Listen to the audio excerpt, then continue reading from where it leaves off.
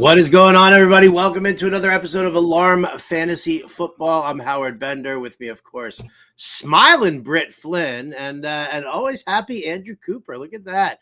What's going on, guys? How are you today? Happy Scott Fishbowl Day today. Yeah, Scott Fishbowl slow draft day, where you get really excited about it, and then your draft completely stalls because someone's at work, and then and then you realize that you should have done a live draft. That's what we do today, right? That's the event today. I will say the Sonic division has been on top of it.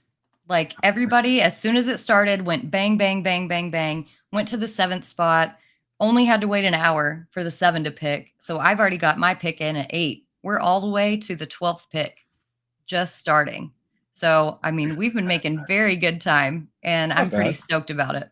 If everybody makes, honestly, it is a slow draft for a reason. People have to work and stuff. But if everybody makes their first pick within the first couple hours, at least you know that they know the draft is happening, and you can be pretty happy about it, right? It's when somebody doesn't even know it's happening and you get a full 8-hour clock from somebody in the first round, that's nightmare mode. So if everyone makes at least one pick today, then you can feel pretty good.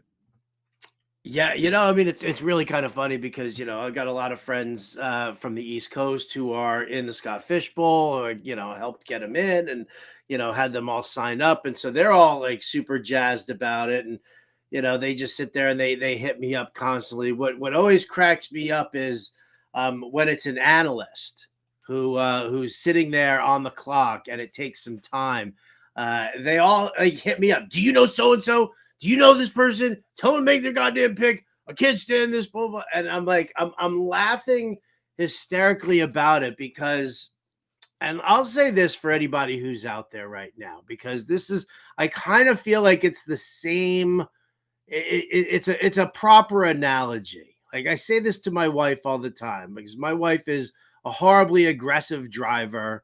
Like every time she gets behind the wheel of the car, it's a race to get to wherever she has to go. She's weaving in and out of lanes on highways and just, and I'm just like, you're making me nuts. I feel like a milkshake in here. I'm sitting in the death seat because she's the control freak. And I'm like, yeah, whatever. If you want to, if driving is that important to you, go ahead. I grew up in New York City. Who the hell drives around New York City? So, but I said to her, I'm like, listen, when you're sitting here on a single lane highway or road, whatever it is, and the person in front of you is driving slow and you start riding up on his tail or you start flashing your brights at him, whatever the case may be, if somebody's doing that to me, I'm slowing down more.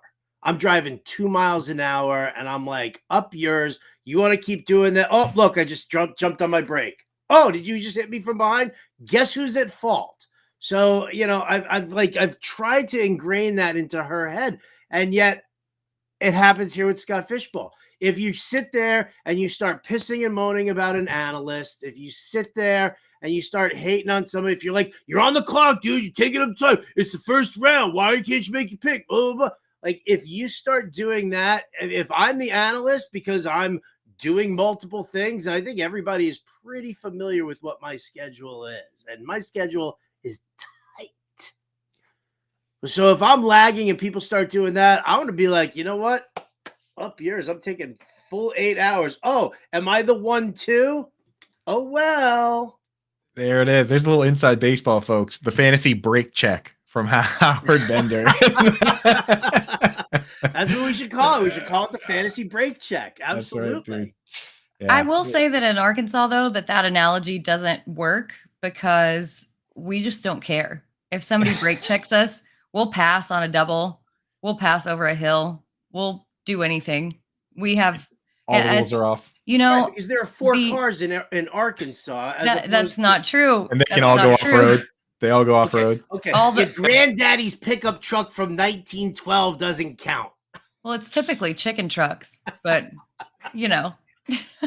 chicken trucks. So we just learned to go around them. So here you go. So Britt gets railed for Arkansas and SEC bias in the Better Morning Show. She immediately tries to bring out the Arkansas in her on this one. Is that what we're getting at now? The Arkansas day today. It apparently became a theme. I can't let go of how my morning started, and that's how it started. So that's how the day is going to be. Yeah, the morning show definitely starts the day on a toxic note some days. Just gotta get up there. Oh my God, Corey, I'm gonna get him tomorrow. But Oh yeah, that's funny. man. And I'll tell this to anybody out there who is a little frustrated or whatever. There is one benefit to it, right? Well, I guess there's two. One benefit is that you get to wait and see all the ADP come in, right? Like it evens out. If your draft is going slow, you actually have a little bit of advantage there.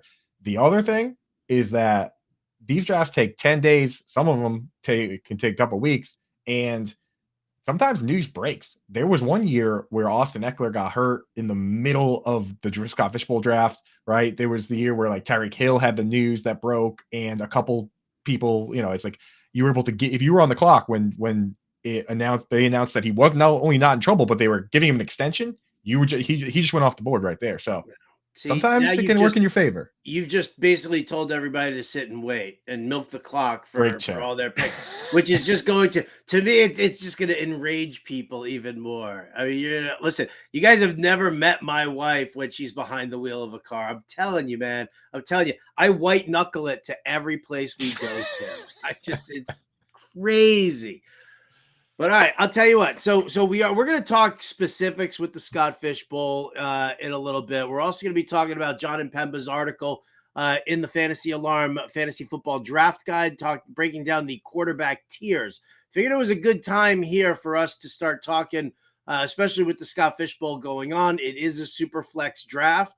We do see quarterbacks going off the board really, really early. So I figured it was the perfect pairing right here for John's ADP tiers article for quarterbacks plus Superflex draft strategy, because there are definitely some tips and ideas that you might want to kind of utilize as you move forward. But as always, we like to start off here with some of those news items, those popcorn headlines, whatever you want to call it. There is some stuff going on around the NFL, and Britt, you're like our news champion.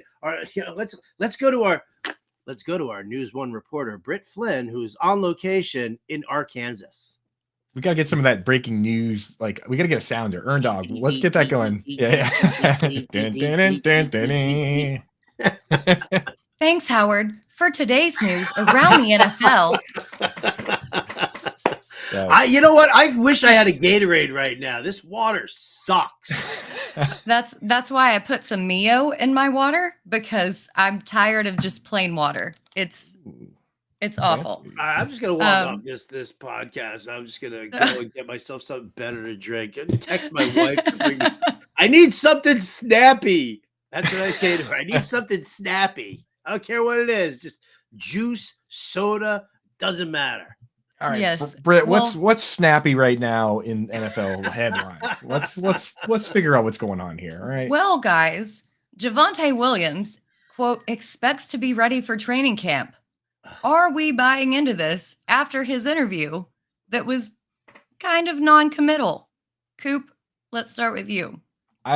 So year after year, this happens. Just last year, it happened with J.K. Dobbins, where he said on his own Twitter, I'm ahead of schedule. I've been working out with the Lord. Everybody's going to be shocked at how good I am. And guess what? He wasn't ready. That's what happens a lot of times with these situations. I need to see these guys on the field now to even consider them. Like Breece Hall, we're worried about him. He's actually been out there running, moving around. There's two things that go with this. Even if you get on the field, one, you have to get back up to NFL caliber speed and strength, which you're not going to be. You can't even just do that in 1 month, right? The other one is the compensation injuries. When we saw it with a guy like Victor Cruz, where you have the patella tendon injury, he comes back, other leg, hamstring injuries, calf injuries. That's what happens a lot of times with these knee injuries too, is you have to think about how your body adjusts to it. We have data that shows that in the first year back, these guys oftentimes struggle. And in the second year, that's when they're back up to strength. Saquon Barkley, perfect example. So Javonte Williams, I need to see him out there pronto to even consider him this year. Yeah, I think there are a couple of quotes in the in the ESPN article about it. The quotes actually from Javonte Williams. So apparently the plan is for him to be cleared before training camp. And he says he feels like he's ready to go. But then here we go. Then you look a little further into it, and here's the follow-up statement. It's just all about the evaluation, how the Broncos feel about it, Williams said. Just seeing how I feel, moving, just trying to get my speed back to normal, things like that. So, yeah, it does not sound like, I mean, training camp starts what, in less than 2 weeks from now? Is that where we're at? Yeah, So, it's I coming don't up. know. I The mean, first one's the maybe he comes- 23rd. I mean, if he comes back in early, even just let's just say early August, is that enough time for Javonte Williams to be, up to speed here? And I'll throw this to Britt because it's Britt's fault that I drafted Samaje Perine in the 10th round of my Scott Fishbowl draft. I'm like hearing her chirp, chirp, chirp, chirp, chirp, chirp, chirp in my ear about Samaje Perine. He's a sleeper. It says in the draft guide. Don't worry, Coop. I've got some picks in there that are your fault too. But I mean, listen, because I'm not going to win Scott Fishbowl, and I can accept that, right? But I'm going to blame somebody. I'm going to have people to blame. So I'm going to blame Britt for my Samaje Perine pick now. Well, I think that's fair. I mean, you can blame me all you want, but the data shows even if you are healthy and can play a full season, the efficiency of your yards per carry in year one coming back from an ACL versus year two, aside from those like Wolverines, like Adrian Peterson, it's down almost a full yard in year one versus year two. So I don't really care if he's back on the field. I don't think his efficiency is going to be there. And I think they're going to work him in slowly. And Perine's going to have a humongous role in this offense, even when Williams comes back, because not only did he tear his ACL, he tore his MCL and his PLC. That is a humongous injury. And the numbers are different. Also, the way that the article was worded and headlined, it was the most clickbaity article that I've ever seen. Wait, because you what? actually get in there, right? Not in off season, no way, never.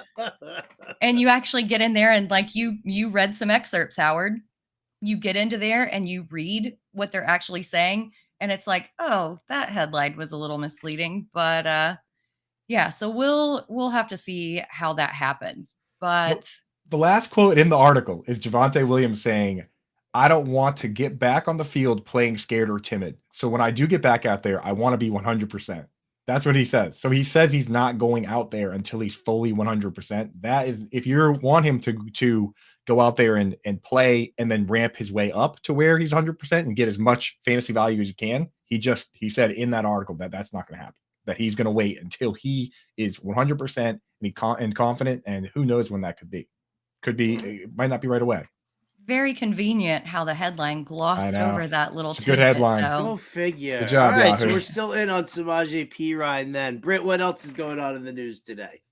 In another player saying that he will be ready for training camp, we have Darnell Mooney telling Bears fans to, quote, get ready to win.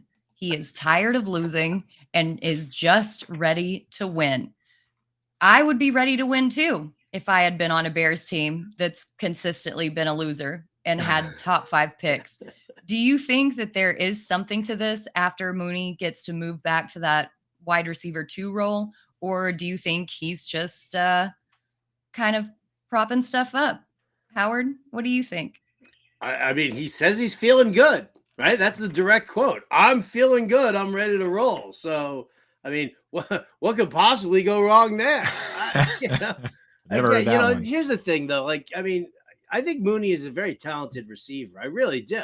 I think, I thought people last year were giving up on him too quickly because he was struggling in the beginning of the season. So, I'm perfectly fine drafting him in later rounds. Just get on the field. Just get on the field. Let me see that. Anything that he says beforehand, don't care. And with these broken ankles, you got to look up. You have to look what it is, because we think broken ankle, it's like a broken arm where it just heals and then you're good. His broken ankle was actually a high ankle sprain that was so bad that his fibula broke. That is not good. He had to have the tightrope surgery that you have on the high ankle sprain. So, and in the quote in the article, he says that he's running, but he just started cutting just now. So we have to see how that goes. For now, he's got the yellow tape around him for me. Do not draft zone. If we get to August and everyone says he's a full go, then maybe. But we also have to remember, he says this team's going to win. This Bears team was a tie away from being the worst team in the league, right? They had or no, they were the worst team in the league. They had the first pick, right? Like this team, the Texans were the one that had the tie that kept them. Mhm. So yeah, they were the worst team in the league last year, threw the fewest amount of passes. I don't know if they're going to jump right from being the worst team in the league that was running like leather helmet, triple option style football to all of a sudden supporting DJ Moore and Darnell Mooney and Cole Kmet and all these other guys. So I don't know. I'm a little worried for Moondog for fantasy personally. And I will say I'm not a doctor, but as somebody who has experienced ankle sprains over the past however many years, I still cannot wear high heels without it making my ankle uncomfortable. So I cannot imagine being out on a field and trying to run and cut and make all of these football moves that soon removed from an ankle injury. So yeah, it's definitely something to watch. In other news, reports surfaced that the LA Rams, quote, feverishly tried to trade Matthew Stafford in the offseason. Do you think it's a salary cap issue, or is there something else that we're not seeing? And if so, does this make you concerned about Cooper Kupp's fantasy football value? Coop, we'll go with you. Feverishly, Howard. Feverishly. That's like the two slamming different phones. He's got two, like a whole table full of phones ringing. Right? Like he wants them, take them. Yeah. No, I don't know, man. Yeah. My confidence level in what the Rams are doing over there is not high. Just because if this guy was as healthy as he says he was, he came out and said him and Cooper Kupp have been playing tennis all offseason. His elbow's fine, but I haven't seen him throw. And the team is like, that's the perfect comeback when they're worried about you having tennis elbow and you just come and say, I've been playing tennis all offseason, right? Like Britt's gonna give herself a migraine. She's rolling her eyes so hard right now. She's gonna start looking like Little Orphan Annie in the comic strips with like no pupils. It's just whites in the eye. Right. And here's the other part of it is that when you look at what this team did this offseason and the comments the GM has made, you're trading away Allen Robinson, you're letting other players poach your players, and then you're making this comment of like, oh, we have a core group of guys that includes Cooper Kupp. Those guys aren't being traded. That doesn't sound like a guy who thinks they're going to win this year. That sounds like a guy that's doing a bridge year, taking a year off, hopefully getting the quarterback back to healthy, and then coming back to compete. So I'm staying away from all Rams bets. Cooper Kupp is obviously his ceiling is the best wide receiver in fantasy football, but you need a healthy Stafford to have that. So I'm just not taking him where we normally would. Like if Matt Stafford was fully healthy, where would we take Cooper Kupp? Wide receiver 2, 1?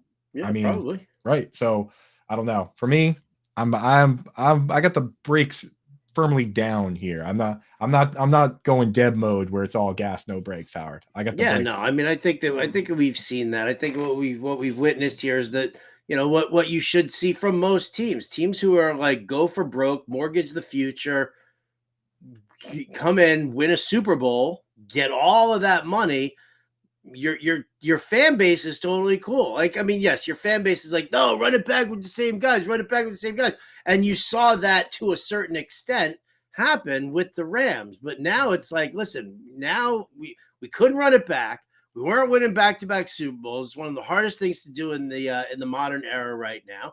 And the bottom line is that the Rams need to recoup a ton of draft capital. They need to just kind of, cut down that salary cap so they'll be able to, deal with free agents and things like that. So I think, if the right deal came along, I think they would have been fine trading Matthew Stafford and just sort of, oh, well, that's the way it goes. We had to get some value for him anyway. I think that this is a team that is going to probably try to build around now Stetson Bennett and see what happens, in the future. That's exactly what I was going to ask as a follow-up. If Stafford struggles, do you think that Stetson Bennett comes in?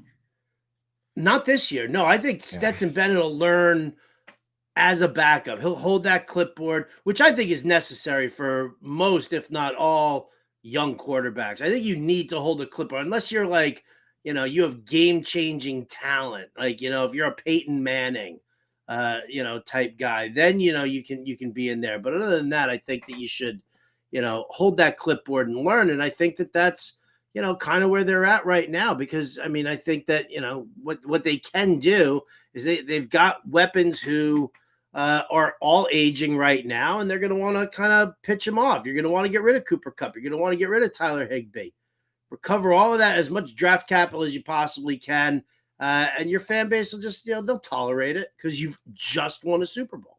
Right, and that's the thing with the rookies is that even Peyton Manning, he threw 28 picks as a rookie. So like no one, it's very difficult to just come out and be that dude immediately as a rookie. So I'm with you on that, and I don't think Matthew Stafford can be benched at this stage unless he's hurt. If he's hurt, then he's out. And, if it's his elbow or whatever, he has to have Tommy John or whatever the rumors are on that. Then you bring in the backup. But I don't think they would straight up say that you're benched. I don't think that's part of the MO with a guy that just won the Super Bowl the year before last. He's either hurt or he's the starter.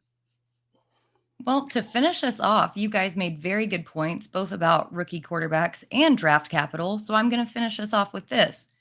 Malik Willis, who was a 3rd-round pick last year for the Titans, is now, quote, not a lock to make the Titans 53-man roster, despite the fact that the NFL has implemented rules that they can have a 3rd quarterback as an exception. Does this sound off any alarm bells? Are the Titans tanking? What do you take away from the fact that they're going with Will Levis possibly over Malik Willis? Coop, I'm okay with that. I'm fine with it. I don't think, I think Levis is probably profiles a little bit better as a NFL quarterback than Malik Willis does. I mean, let him go and be a journeyman and check things out. I just don't think Malik Willis's style really vibes with what the offensive scheme is that they want to run in Tennessee. So yeah, I think I'm okay with it. And and then it's easier to bring Will Levis along if it's just him and Tannehill. Like, you don't want to have it's not a tricycle, and you don't want, a disgruntled player feeling like he's just been left out. Just move on from him, I think, Coop. Yeah, Elliot in the chat saying, I think they were tanking if they started Willis. I will say Willis did not look good last year. Had to get replaced by Joshua Dobbs off the street, who looked pretty good. And I was hearing early reports that Will Levis hadn't beat out Malik Willis yet. So maybe Levis isn't the guy. Maybe Tannehill's the guy we should be looking at in some superflex leagues. But if I'm Malik Willis and I do get cut, I'm going to my agent and I'm saying I'm making a list of the best mobile quarterbacks in the league because that's what his game was at Liberty. And I'm trying to find a spot on that roster where I can say, okay, I'm going to learn behind Jalen Hurts and try and be as good as Jalen Hurts, or I'm going to learn behind Lamar Jackson. And then after I've done that and, played in a couple preseason games, showing what I can do, now another team that wants to try and recreate that, I go there. So that's what I'm doing if I'm Malik Willis. Also, I just want to say real quick, Scott Fishbowl Day, shout out. We got Gary Hatto in the chat, a Scott Fishbowl champion himself. Hello, cool. Gary. Love your face too, Gary. Gary, yeah. All right, well, you know what? That's perfect transition into some Scott Fishbowl talk then, isn't it? Because, the NFL news that's breaking is always fantastic and it's always fun. But I think there was some breaking Scott Fishbowl news that went down over the weekend here that I don't think a lot of people know. Coop, talk to us about your you invading the DMs of the 1-4. Now, for those of you who don't know, or maybe you're not familiar with this, somebody always sets up a huge chat room for everybody who's got one of the picks. Number 4s are all hanging out together. Number 10s are all hanging out together. Coop, you picked 5th. Is that correct? That's right. Yeah, I picked 5th. You picked 5th, but you ended up in the 1-4 chat, and then they bounced you from it. Was it because of what you were saying, or was it because somebody was like, oh, crap, we got a spy? So I know the guy who, because, every year someone sets it up, and I know the guy who set it up. So I just hit him up. And I was like, throw me in there. But it's funny that I got I got in there, and the first thing I said is, why can't I scroll up? Because when you get added, you can't look at the previous messages. So I was just going to scroll up, see what's going on in there within 5 minutes. Because Mike Fiella from my own league and Linda Godfrey, she picks at 104. Within 5 minutes, they were in there going, what is he doing in here? Get him out of there. They turned pretty quickly on me. And they started throwing fake takes in the chat while I was in there too. So I got to give it to them. The 104s, they got it locked down pretty tight. It's airtight over there. They didn't give up any secrets. But yeah, That was pretty Well- funny popping in there. Or Coop gets the award for worst spy ever. Yeah. Right? Exactly. I Like, know. why would you even chime in and be like, hey, why can't I scroll up here? I'd like lay low for a little while. Yeah, maybe, well, right when somebody noticed it and was like, "Get him out of here," and I was like, "Who we liking that for?" Oh, so you kind of brought it on yourself then. Yeah. I wasn't gonna get away with it. And then those guys, like a bunch of people from that chat, and they've been doing this all year. They turned around and decided to just say on Twitter once a week at least that it's my birthday. So now I'm getting the DMs and stuff. Like again today. I'm getting DMs. People are like, "Happy birthday, man!" I'm like, "Dude, it's not my birthday for the 100th time this year. It's not my birthday." So they not only kicked me out, but they've also been pranking me with that, which is excellent. So how does it feel like, Coop? You're sitting here now. You've got your live draft coming up this weekend. Everybody started today. I did my live draft yesterday. Britt was just like, "Oh, my draft's moving along smoothly. Everybody's making their pick on time." Like, you're getting all of this stuff here, Coop. What does this make you feel bad? Does this upset you at all? Are you jealous? Is there anybody? I am jealous. That's why I tweeted out about the slow drafts. I was like, "Hey, enjoy your slow drafts, jerks," because everyone's drafting but me. And also, dude, I'm playing on an ultra hard mode because next Saturday, not only do I have to draft live with a bunch of Boston, killers, but all the ADPs gonna be out there, and my boss decided to publish my rankings for free so that anyone can have them. So I don't think anyone's going to have a more difficult draft than me this Saturday. But we, it's the whole idea of the Scott Fish Bowl is to give. So, giving away some free Scott Fish Bowl rankings, we're happy to do it. Right, Howard? I'm very happy to do it. It was actually Britt's idea. She was like, "Let's just put Coop's rankings out there for free. Let's just do it." I was like, "Yeah, okay, I'm cool with that." Everyone knows I have no creative control. I That's a lie. I was out. That's why I was out during the show. So when I saw that, I hit up John and Pemba and I was like, "Dude, the rankings are free." I was like, "Put them in the guide." He's like, "No, we're leaving them." I was like, "Oh boy, here we go." Listen, there were at least, I would say, 7 or 8 people in my draft who had your rankings, which became like the ultimate joke because you had Mike Evans in there, like you had him in there twice. Not only did you have him in there twice, but you had him like it was like 2 players apart from each other. Yeah. It was like Mike Evans, some other Jordan Love, and then Mike Evans. Jordan Love, and then Mike Evans again. Yeah, and so I had people texting me on that too. I said, go wreck him on Twitter. I fully support that. Yep.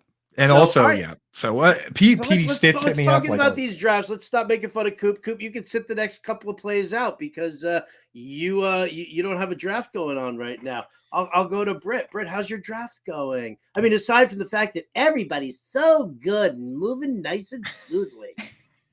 It is really great. And, we're a tight-knit crew. Everybody's been moving along. I'm picking from the 8th spot. And so Justin Herbert went at the 6th and Burrow was still out there. And I just held on to this hope of hopes that I was going to get Burrow at the 8th, but obviously that didn't happen. Got sniped right before me, but Trevor Lawrence was out there and I'm more than happy to take Trevor Lawrence at the 8th. Our draft has been very, very quarterback heavy. 8 quarterbacks have gone, 2 tight ends, and Justin Jefferson finally went at the 11. So our division of drafters has placed priority upon quarterbacks, and it's kind of knocked me around a little bit. I was like, "Oh, I'm going to get some value. I'm going to do this." Like, no, it's not happening for me. But did you find any value in your draft on Saturday at the live draft, Howard? No, because I mean, we kind of went through the exact same thing. It was like Mahomes went first. Shout out to my darling wife for making that smart pick. Then it went Kelsey, Hurts, Allen, Burrow, Jackson, Fields, and Herbert. I was like, "Oh, okay. Well, I'm definitely going to get somebody tasty falling my way." So Jefferson went right before me, and then so I was like, "All right." So now I'm sitting here and I don't want to take McCaffrey because I just don't, I did that in another draft and it's like my only share and I don't want it.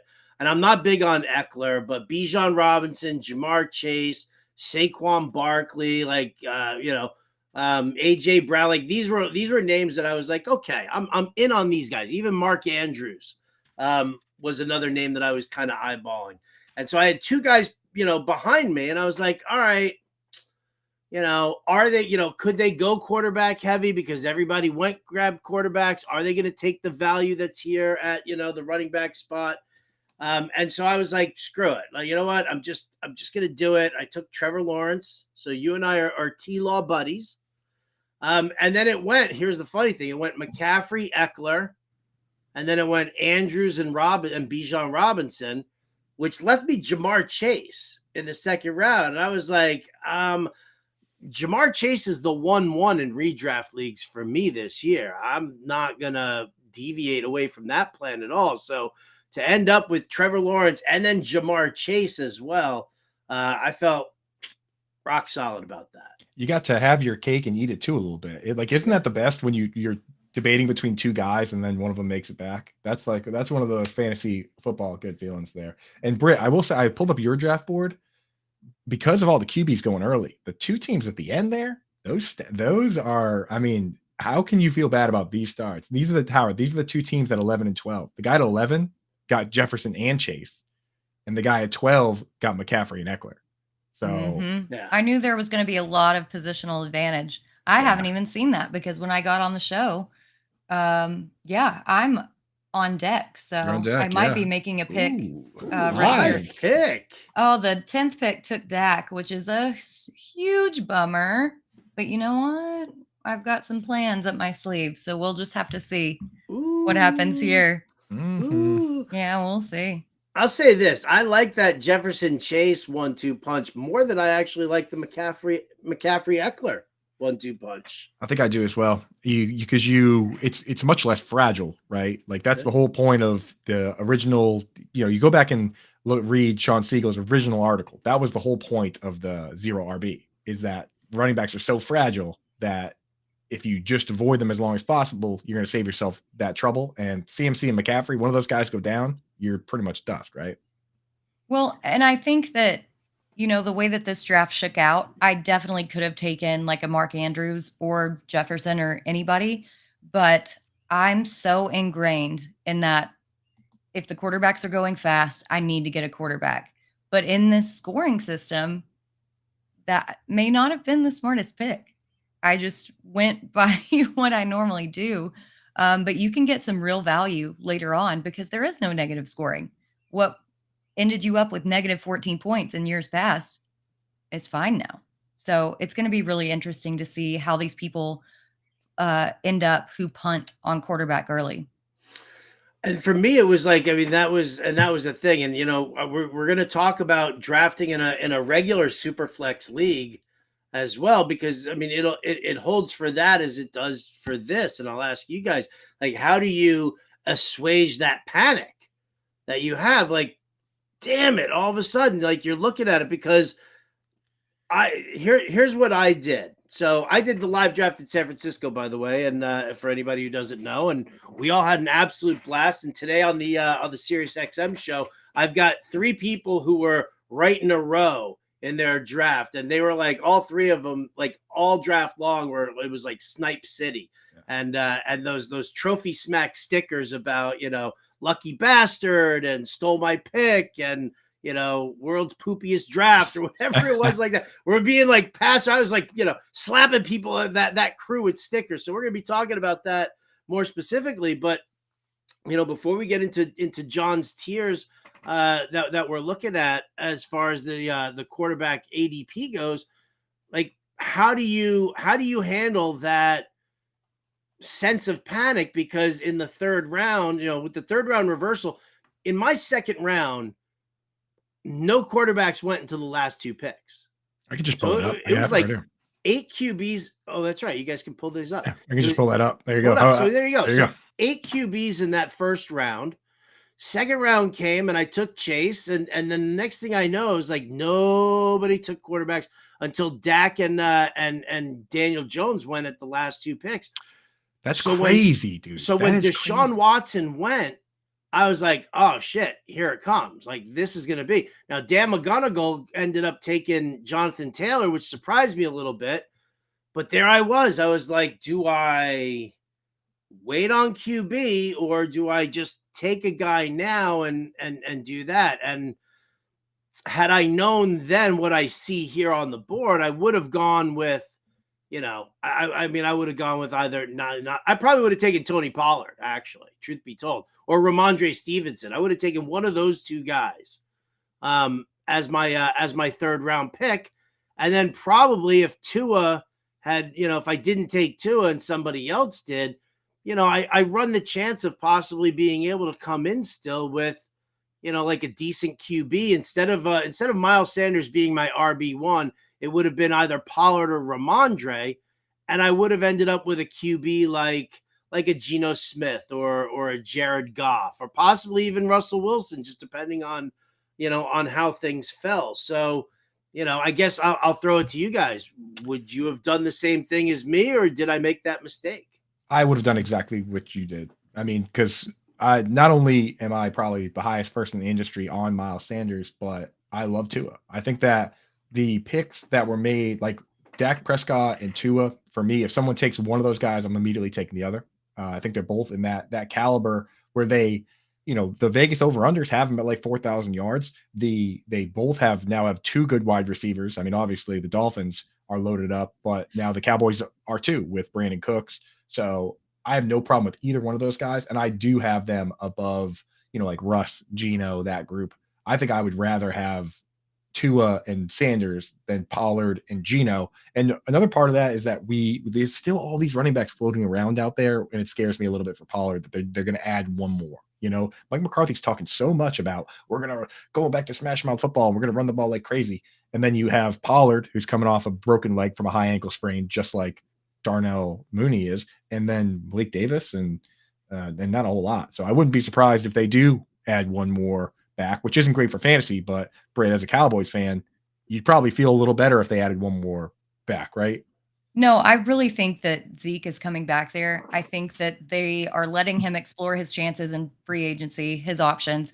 And then I'm pretty sure that Jerry had a deal with him. Like, if you don't find a deal that's suitable for you, come back. Like, we'll pick you up. Because Pollard, while he's so good and so explosive outside, I don't know if he can handle the workload in between the tackles, and especially coming off an injury. So I don't think that I would have taken Pollard there. I think that I would have shored up my quarterback position just like you did, because last season I waited until round 4. I'm like, oh, I'm going to get a great receiver and then a great running back. And I ended up with Matt Ryan, which at the time I was like, this is great. This is awesome. And it turned out to destroy me. So especially in a quarterback heavy start, like basically how you had and what's going on in my league, it's so hard to get a third quarterback. I would just rather get that second at least and then fill out from there. Yeah. I'm kind of that's you kind of got away with it, really, if you look at it, because you have two guys that could potentially be 3-down backs. Rashad White as well is a guy that, like, I love taking Miles Sanders, James Conner, Rashad White on these teams where they're not quite all in and competing to win. So I don't see teams like what would be the point of the Cardinals adding another veteran back right now? What would be the purpose of that? Like their over-unders like 4.5 wins for the season. Like they're not good. So that's the kind of team where I'm loving that. Same with the Bucks. They're not doing anything. Why would they add an older back just for a year? It doesn't make sense to me. So I'm loving that. And Deontay Johnson, I mean, the guy's never gotten less than 140 targets. It's so crazy that, like if he had caught 3 touchdowns instead of 0, where would he be going? It's crazy that we talk about this stuff all off season, and this league, the Scott Fish Bowl, is full of super sharp people, and still you can't make an easy adjustment for a guy like Deontay Johnson. So I actually really like your start here, and I'm interested to see what Deb's going to do. She's on the clock right now, huh? Oh, is she on the clock? Good for her. Yeah, she's good for Speaking her. of on the clock. Well, yeah, I'm waiting on Britt being on the clock. That's going to be a good live. No, pick. I am right. Oh, you are on the clock? We got it. That's what I said. Speaking of being on the clock. Come on, let's go. All right, walk us through it. Who are you thinking about? Yep. Here, hang on. Wait, let me get in there with Coop. Yeah, let's get the blades on. We're doing a live pick. Come on, what do we got? I've got Trevor Lawrence. Tyreek Hill is still available, as is Bijan, Stephon Diggs, Saquon Barkley, Jonathan Taylor, AJ Brown, DeSean Watson's out there, Lamb, Adams, and Garrett Wilson. Oh man, Let the chat make the pick. I will. Well, no, Let the chat make the pick. I think I will. But I will say this: I'm leaning towards Hill. Okay, I really am leaning towards Hill. I like that pick a lot, and this is a little bit of a spoiler. It's a teaser to an article that's coming. Every year I do an article where I take the Vegas odds and I go through them for wide receivers, because with running back, there's a lot that goes into it. You can't just look at the rushing yards totals because there's receptions, there's all that. With wide receivers, it's basically just how many yards do you get, how many catches, how many touchdowns do you get, right? So I go through and I look and see where there are some discrepancies. And we go through the entire draft, so you got to check out the article. But at the very top, there's some interesting narratives where guys like Justin Jefferson, Cooper Kupp, Jamar Chase, and Tyreek Hill, these guys are all set at 1,300 yards. Tyreek Hill's over-under of 1,300.5 yards is second only to Justin Jefferson. Mm-hmm. One name, A.J. Brown, who's being drafted up with those guys, his over-under is down to 1,050. So Vegas is sitting here telling us, yeah, Justin Jefferson, Tyreek Hill, Davante Adams, Jamar Chase, good picks where they're going. And they're kind of saying A.J. Brown, maybe not as good of a pick. So kind of interesting. That article is going to come out, I think, next week. We're going to get that one in. We'll talk about it in full. But I like when you look at Tyreek Hill, he set it like 1,300 yards and like 10 touchdowns for his over-unders. That makes me really honestly confident in that player. Draft him and then bet the under. That's how you hedge your bets, right?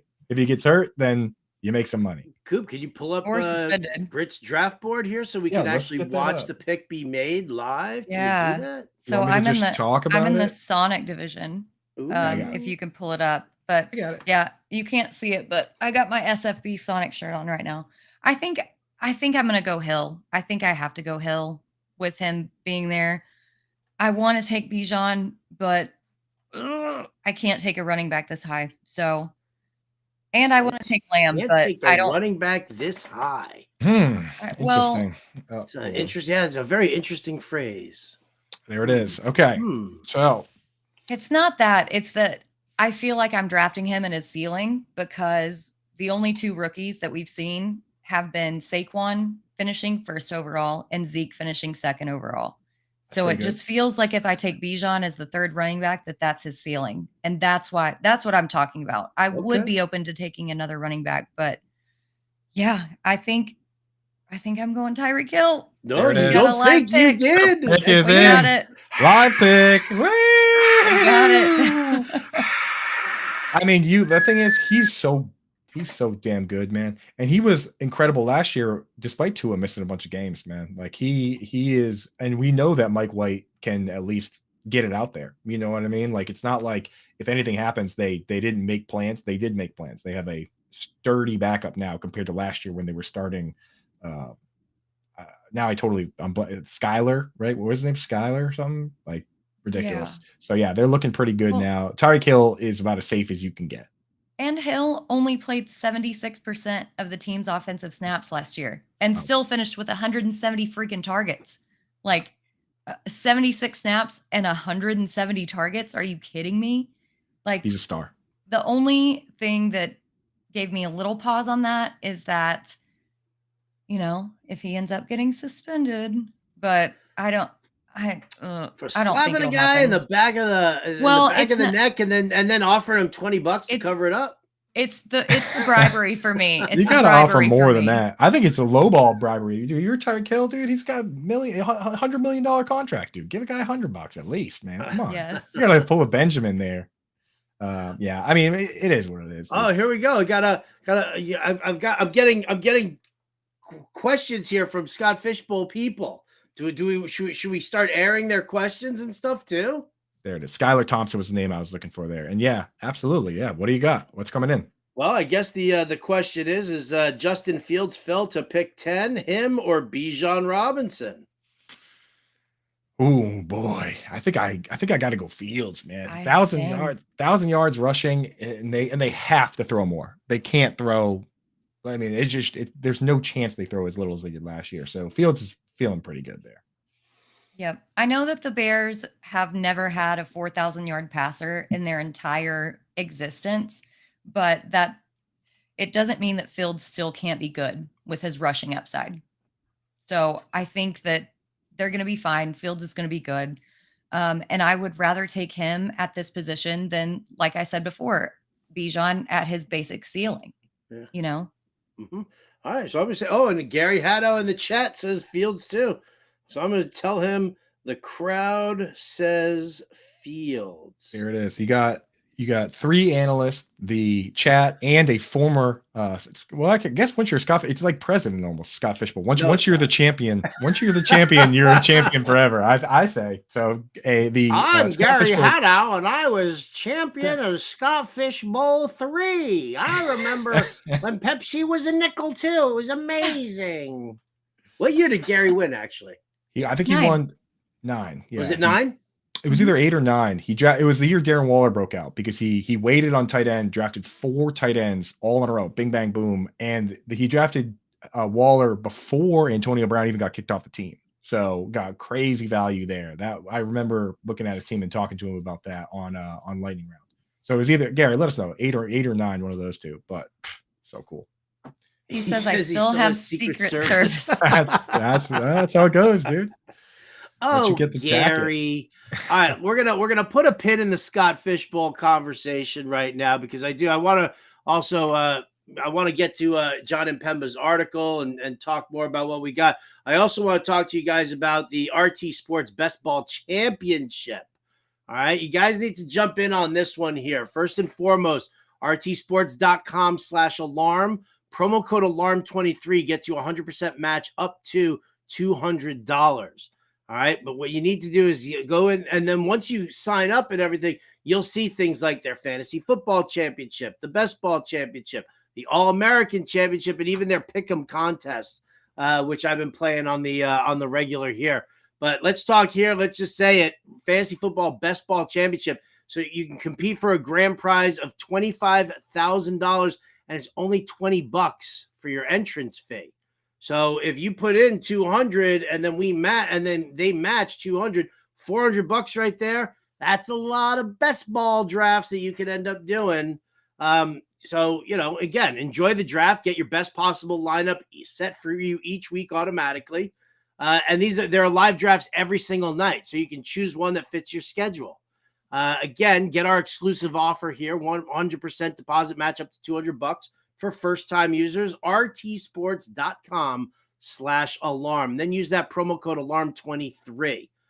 Please play responsibly. And if you do need help or somebody who does, dial 1-800-GAMBLER. All right. So, quarterbacks are all the rage here. Let's do it. Let's bring it up here. Let's talk about John and Pemba's quarterback tiers. This is in the Fantasy Alarm Draft Guide, which, again, you can get on its own by going to fantasyalarm.com/draft guide. They'll come with the cheat sheet. But what you also want to do is probably get the All-Pro subscription. That's the go-to move. And you get the draft guide and the cheat sheet already included, plus all of our sports content. And I'm talking about everything seasonal DFS across all the major sports. And then we do DFS, obviously, for MMA, NASCAR, PGA, all the side hustle sports you could possibly want. So, boom, do that. Let's start talking about John's article here with the tiers that he's got. And of course, we don't want to give everything away because this is a draft guide that we're selling, and we all got to feed our families, especially me. I'm so hungry right now. I'm so hungry. Buy the draft guide so I can go and get myself a sandwich, please. So you can have more beverage options. That's right. You're drinking water over here. Running low on this water, right? I'm just going to start spitting in this and then drinking my own spit. Don't flaunt your little lemonade fancy you're rocking over there. Electrolyte water, yeah. Bougie water. Bougie water. The bougie water. All right. I will say with this article, I do love, because I personally, and I've said this time and time again, and I'm actually doing something about it. I hate linear rankings and linear thinking in fantasy football. If you're a Fantasy Alarm member, if you watch the show, if you hang out with us, then you're above that. You're beyond this idea of printing out a cheat sheet. It's good to have a cheat sheet to cross guys off, but you shouldn't be thinking about it linearly. You should be thinking about safety and upside and different profiles. So I love that with John, with his tiers, he took them and he broke them down into different types of players. So you can think about your format. Is it 4-point passing? Is it 6-point passing? Is it the Scott Fishbowl where there's no negative points for fumbles and interceptions, and Daniel Jones is actually a decent player versus being a really uninteresting real life player? So I'll bit my tongue a little even on that. But hey, he ran for 700 yards last year. So you got to think about it in that sense, right? Get to know who these people are and whether you want to take the risk or not. And that's what this article by John is great, because he breaks it down into tiers, but those tiers are categorized, right? So, I look at, I don't think we're giving anything away when I say the elite tier is the guys you think it is: Jalen Hurts and Patrick Mahomes and Josh Allen. And then from there, he breaks it out into mobile QBs, the young guns, the mid-round plays, the breakout potential guys, old faces, new places, last season surprises. Like, he's got it all.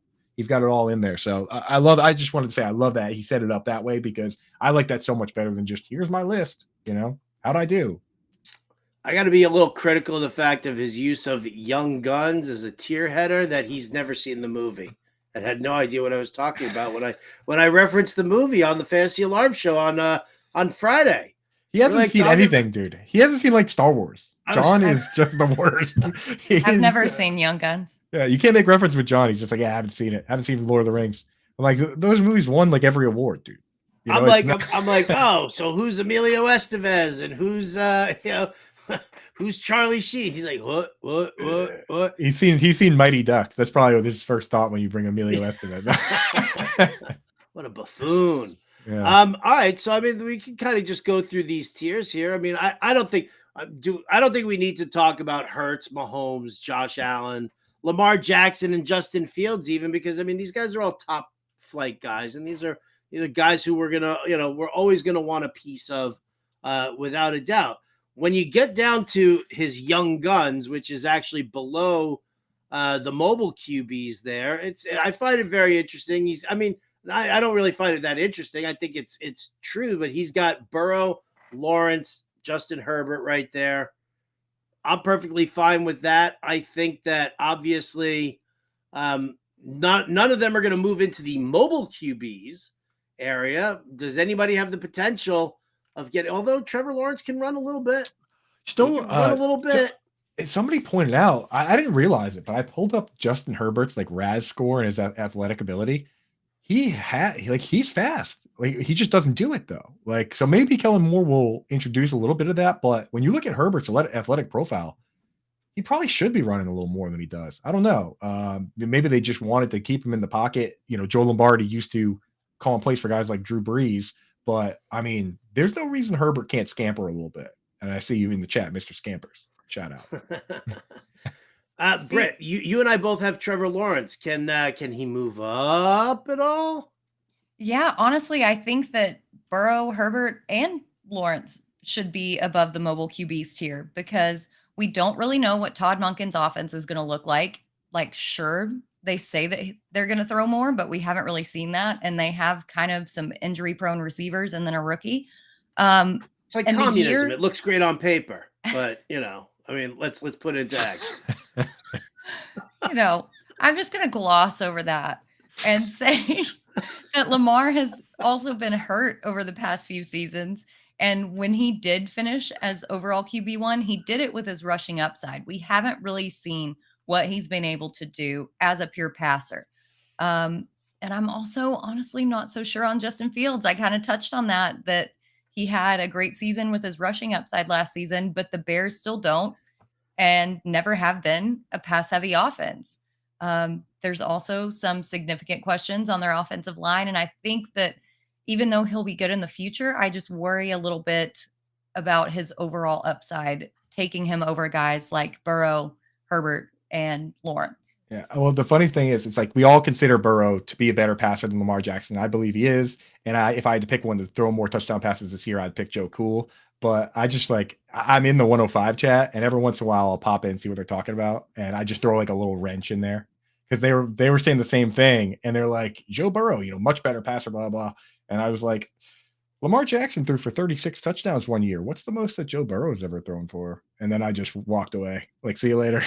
You know they're not drafting against you. You're there in that chat to help them, Coop. I am an agent of chaos. My rankings are out there for anyone. I can do whatever I want.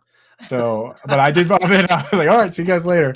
Like, technically, Joe Burrow has never thrown for 36 touchdown passes, though, of course, he's thrown for 35. But, you can't necessarily rule it out. And, Britt, that line of thinking is exactly why I like to look at these tiers as next to each other, right? Not here, but here, where you say, okay, in my format, like it's a 10-team league and it's 4-point passing and you only start one quarterback. In that format, give me the mobile guy because, like, everyone's going to have a good quarterback. You just want to shoot for the highest upside. In Superflex, where you have to start this guy every single week, and Scott Fishbowl 6-point passing, give me one of the young guns where I truly believe you can't go wrong with any one of Burrow, Lawrence, Herbert, right? They feel as safe as possible. Herbert now getting a new offensive coordinator that actually is going to throw the ball more than 5 yards downfield. So I feel good about any of them, but just think about what it is that you're drafting for. Like, what's the purpose? Well, and that's a great point. 6-point passing touchdowns kind of negates the rushing upside that a lot of these quarterbacks have who are mobile, because the ones who are throwing typically get 4, the ones who are rushing get 6. Well, here it's even. So I want the guy who's going to have the most touchdowns, period.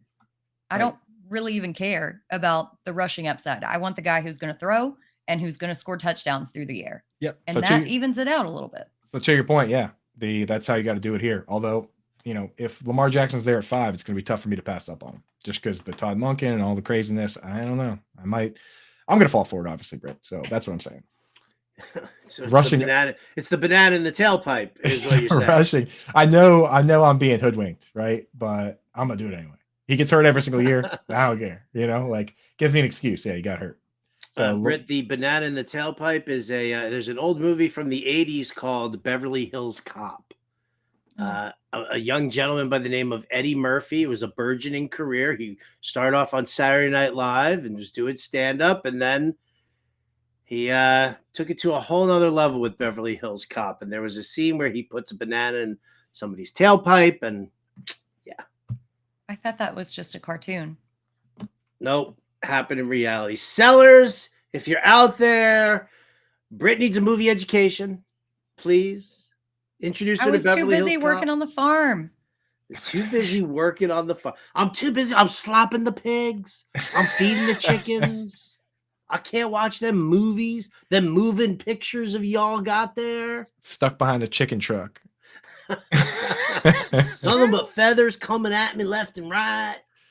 Suddenly, is that the right accent, Britt? Yeah. No, but it's okay. You tried. It was a valiant effort. Was it close? Dustin pointing out today's edition of Mansplaining things to Britt. Yeah. Usually we do that segment on the morning show. Today we Well, see, I don't need to see. That's the funny thing is, like, I don't need to mansplain things about sports to Britt. Right. Like I'm learning shit from Britt about sports. Like, that's to me. But like, if I got to mansplain classic movies, I'm sorry, I'm gonna have to mansplain classic movies. That's just, we got to do it. We got to do it. I'll accept it. You'll allow it? I appreciate that. I'll allow it. I appreciate well, that. Now that we've talked about the obvious and best quarterbacks in the league, let's get into some of these other tiers, right? Let's dig a little deeper. Yeah. Where do you want to go? Let's go. I don't know. So this next zone, it's like a big bunch. Like, I don't know, Britt, who do you like best? And I know it's kind of tougher, because you're in a draft now and people are maybe tuning into some of your content. But in this next group where it's like, okay, you got Dak, DeSean Watson, Kirk Cousins, Tua and Daniel Jones, or basically that's the game plan. You can go that crew, or you can go with the older guys, Aaron Rodgers or Derek Carr. I think after them, there's a bit of a tier break, but people seem to have their own opinion on that group of, it's about 7 or so guys. So from that crew, Dak, DeSean, Kirk, Tua, Daniel Jones, Aaron Rodgers, Derek Carr. Let's say all your boys are off the board. Which one of those guys are you taking? If you decide, like, hey, I got to take a QB here, which one do you like best? Well, this is not me being a homer at all, but I think Dak gets so No, Dak gets so disrespected because he threw a ton of interceptions last year. But did you watch those games? There were so many of those balls that were tipped off the receiver's hands that went right into the D-back's arms. I mean, he was throwing dots. They were messing it up. They weren't completing the catches. And that was kind of a one-off with him. He never has had that kind of interception problem. He's always been pretty secure with the ball. And people overlook it as well, but before his ankle injury, they were doing designed runs for Dak. Dak has rushing upside too. And I think with Zeke being gone, that they could incorporate that back into his kind of playbook this year. And just for reference, he went in the early second in my division. So somebody in my division thinks the same thing about Dak. I would put him up there. Honestly, let me pull these tiers up again because my mind is mush right now. I think I would put him, I know he's not a quote young gun, but I would put him in that tier with those guys, especially with, bringing over a bona fide wide receiver too. I think that he can do it. So you make a good point with Dak that before he broke his ankle, he started his career with 6 rushing touchdowns in each of the first 3 years. So we know he's capable of it, right? And it's like, it's not like we know he was capable of it. No, he is. It's not like he's like 35 though. I mean, what are you talking about? I mean, you don't know whether the ankle needs a clean out procedure. There's a reason he's not running right now, and it wasn't just because they had Zeke there. I think because they were scared. He had a cleanup procedure, and I think that it was more mental than it was physical. Mental cleanup, Howard. That's what he needed. He needs a mental cleanup. The mental and physical cleanup of the ankle. That you know what because what are we talking about? There's only so many quarterbacks that are going to run for 700 yards, right? He's probably not going to do that, but 300 puts you in that group, and I think I will stamp that he's capable of 300 rushing yards. See, now I want a song parody from Britt about Dak Prescott's rushing upside. We'll call it Now That Zeke's Gone, and we'll do it to Kelly Clarkson, Since You've Been Gone. Oh, my vocals cannot come do on that anymore. Don't lie to us. No, we were all with you. We were all with you. Was it in Cleveland where we were there and Britt was singing in the bar? Come on. Let's do a movie. It'll be where we go back in time. We us three and Dak, we go back in time and we make sure he doesn't hurt the ankle, and we'll call the movie Dak to the Future. That was my fantasy football name for the longest time. Was it? See, yeah, and I won with that name. Oh, see, now the Cowboys homerism's coming out even more, and there we go. And we don't even have a Cowboys counter on this show. Your pick from really that group. should. Your pick from that group: Dak Prescott, DeSean Watson, Kirk Cousins, Tua, Daniel Jones, Aaron Rodgers, Derek Carr. You got to pick one. Well, right I now. mean, I already showed you my hand there where I took Tua. Although I probably had DeSean Watson been there instead of Tua, I would have taken DeSean. He went 2 picks right before me. Listen, that's a guy who still has rushing upside. That's a guy who can extend plays with his leg. That's a guy who's not afraid to get hit. So that's kind of a problem, though. What's that? Well, that's been a bit of a problem for him. Then not being afraid to get hit for Tua that hasn't worked out so well for him recently.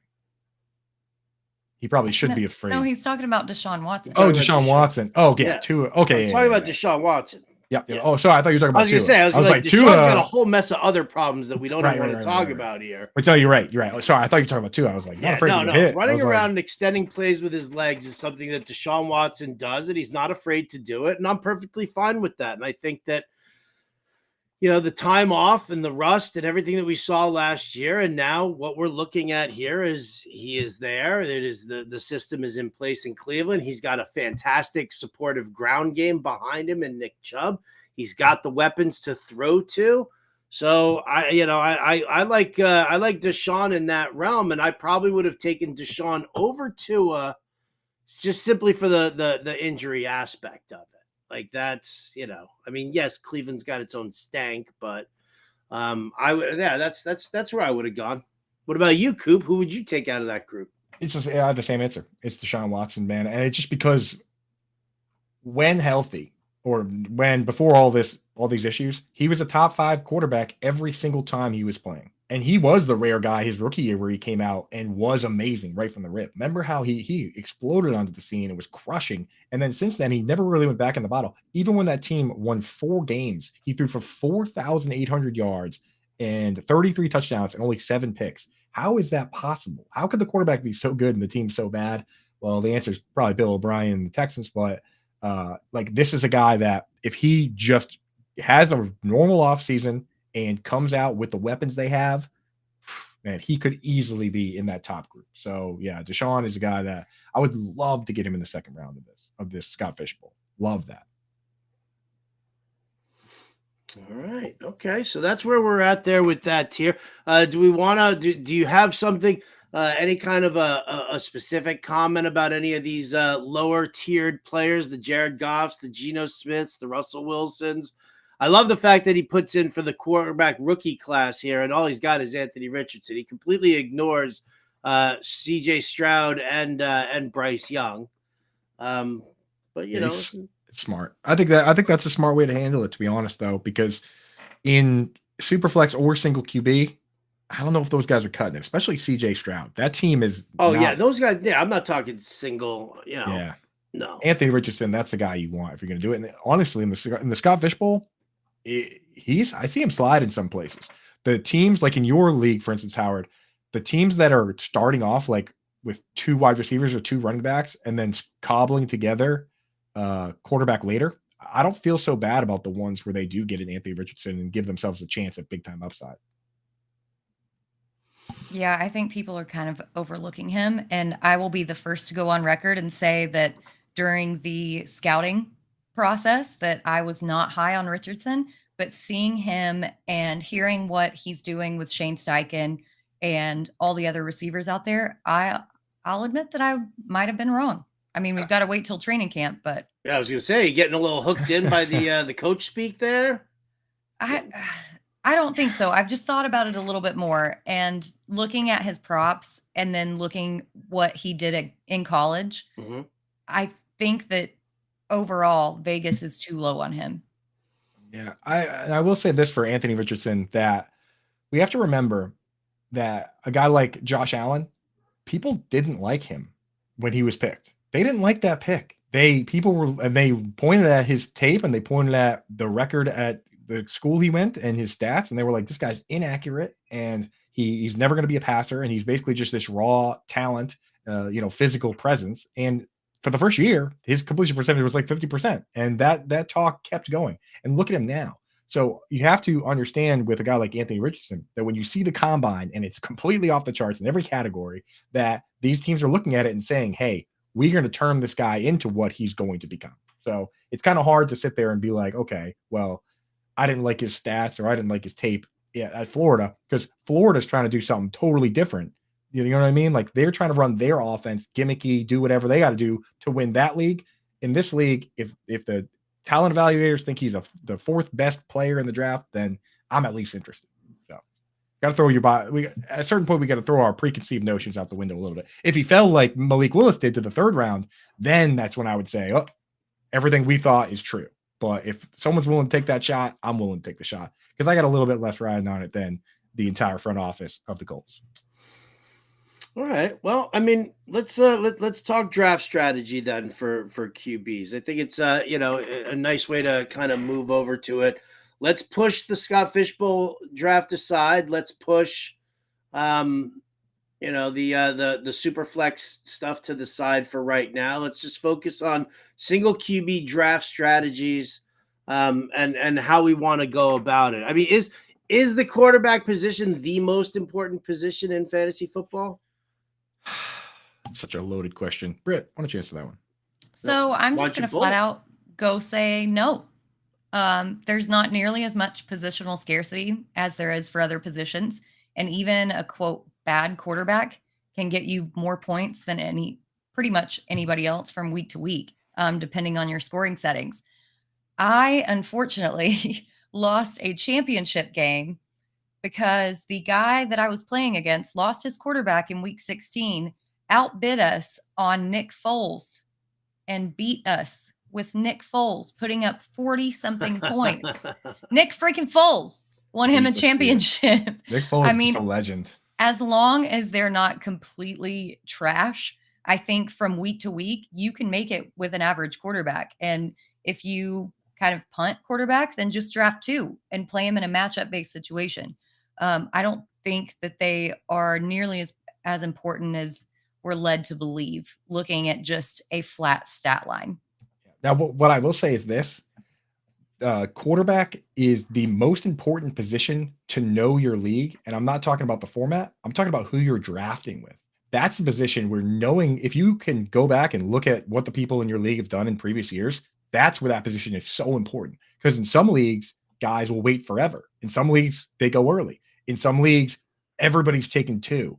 And that changes how you need to handle the position drastically, right? Like if you know everyone waits in your league, then you can wait and get a guy. Like so that's where knowing who you're playing with is actually kind of crucial for this position. Because with Britt's strategy of taking 2, in some leagues everybody takes 2. Some leagues the rules say you have to take 2. So that I think it's the position where knowing the tendency of your league and what they do is so important with this. And I will say that for me personally, when I look around, there are so many guys that I am comfortable taking that I don't mind waiting and taking Burrow, Herbert, whoever's in that range there. I'm probably not going to take 2 this year unless Anthony Richardson's the only guy where I would go do like a yin yang type thing. But for the most part, this year I'm looking to just take 1. And also, too many times I've seen out there people that only add running backs and wide receivers off waivers. And those, they never add a tight end. They never add a quarterback. They never add a defense. Those are the guys that always come in 3rd place.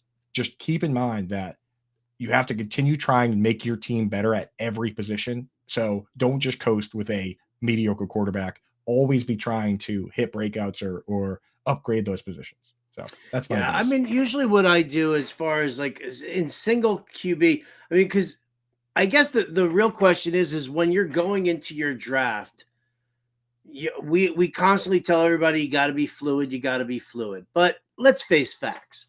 When it comes to the quarterback position, if you want an elite, you want a Hurts, you want a Burrow, you want an Allen or a Mahomes, you got to do it early. You got to do it earlier than some people would like to do the quarterback position.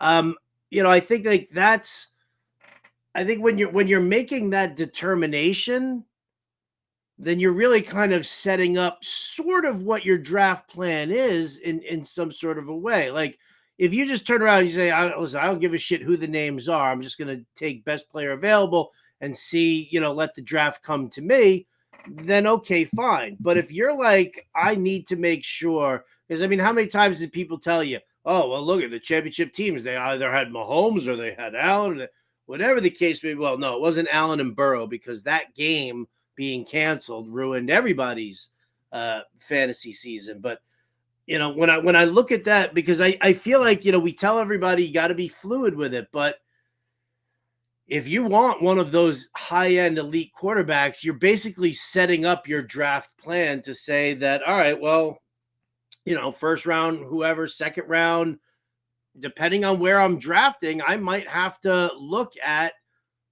taking a QB early. Like if you want Mahomes or if you want Hurts, chances and you're picking at the back end of your draft, if you're that locked in on him, chances are you're probably taking him in the second round at that point because you're not going to know. You're probably doubting that, and based on ADP, where these guys are going to come back around to you even in the 3rd.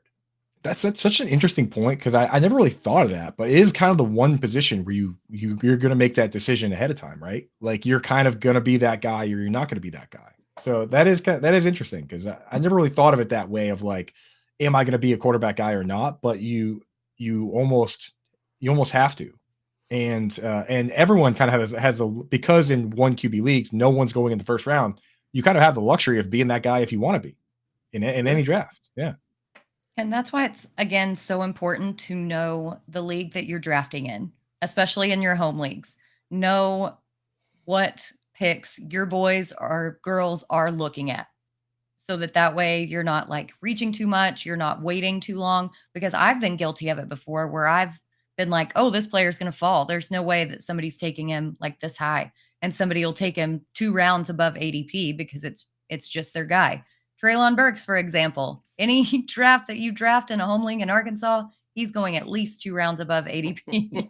So just know the people that you're drafting with and know their preferences, and that'll give you a lot better idea of how to plan your strategy when you get into these things. I'm willing to bet that it's not just reserved for drafts in Arkansas. I think any draft that involves Britt Flett. Or probably Sellers too. Sellers is a pretty big Treylon Burks guy as well. So yeah, Rick Wolf sniped me in the Colton and the Wolfman RT Sports draft, best ball draft that we're doing. I woke up at 6 a.m. this morning and I was on the clock, and Rick Wolf had taken Treylon Burks right in front of me. So pretty disappointed and upset. Do you want to? I mean, listen, we have the ability to cut audio and video and post it all over YouTube and everywhere. Britt, is there something specific that you want to say to Rick Wolf for sniping Treylon Burks from you? I want to say congratulations, and I hope you're happy. Wolfman, I hope you get the mange. That's right. Because I am very sad. Yeah. I hope my sadness makes you happy. Rick Wolf just sitting at home, like sipping a little thing of Arkansas tears, just a little Chardonnay glass. Yeah, in my hometown, copper mug. The tears. Yeah, he'll be drinking at the New York Scott Fish Bowl draft. At their party, they're gonna have a Razorback tear punch bowl there. I heard.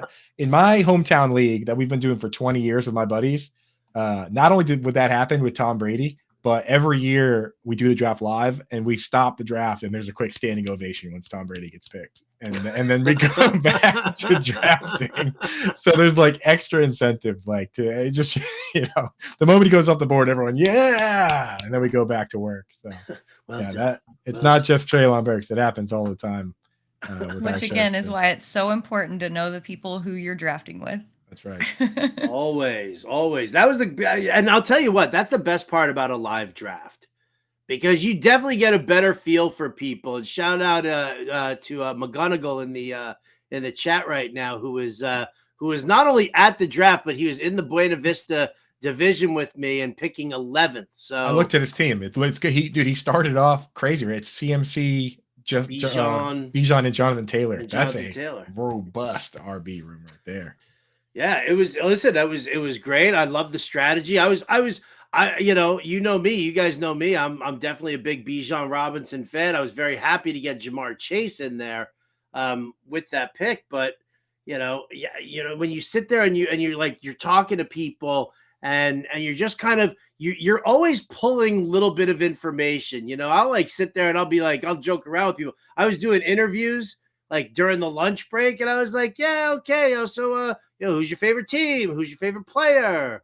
Which pick got, did you get sniped on the most and all of that, and I'll tell you flat out. I mean, I was definitely, if it was somebody who was in my division, I was definitely kind of thinking about that as far as like how the rest of the draft is going to go. You need to be able to do that. You need to know, that's why I love making spike picks all the time, just because I know it puts people on tilt.